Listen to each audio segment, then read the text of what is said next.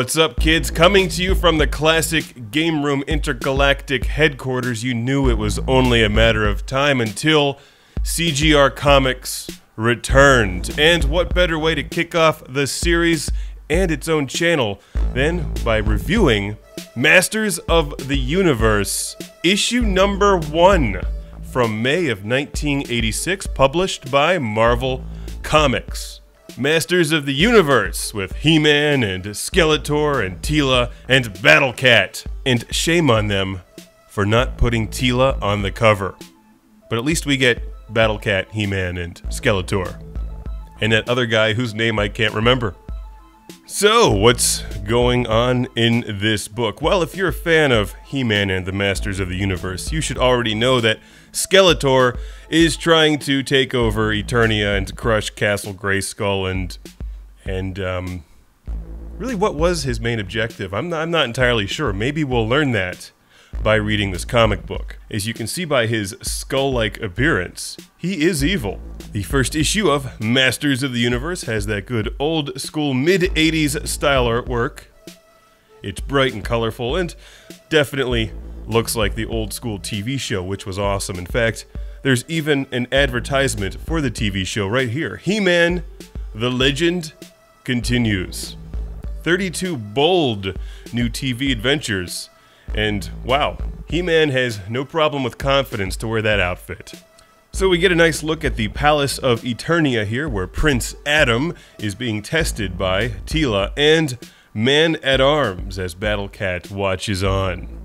And of course, who could forget such lovable He-Man characters as Orko?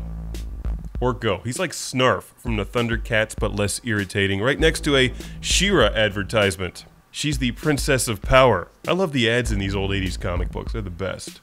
As the adventure begins, the Sorceress flies by, Prince Adam figures out that he's needed, so naturally he holds his sword into the air and shouts his catchphrase, "I have the power," and then rides Battlecat to fight evil and injustice, otherwise known as Skeletor. Hey, it's an advertisement for the Challenge of the GoBots. They're awesome. Wow, the ads are even better than the comic book in this case. Anyway, as we continue, we get to meet some new characters. Obviously, they're just trying to sell toys here with this thing, including this guy who I really don't remember, named Hordak, and his weird-looking gang of strange creatures.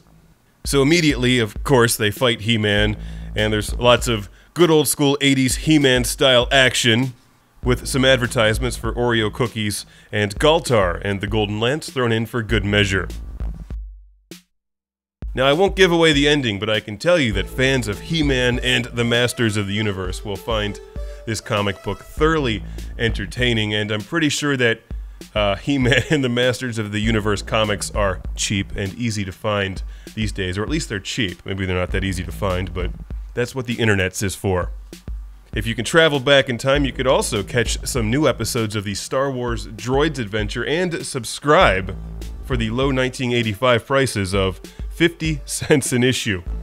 Wow, that's cheap. In fact, the price on the front of this one is 75 cents. And on the back, of course, is an ad for the Mad Balls. And as it says, by the power of Grayskull, this first issue is a collector's item. So I'm hanging on to this one, because it says it's a collector's item, and it has an ad for Mad Balls. They're ugly, they're wacky, they're freaky fun for everyone. Collect all 8 and gross out your friends with Mad Balls.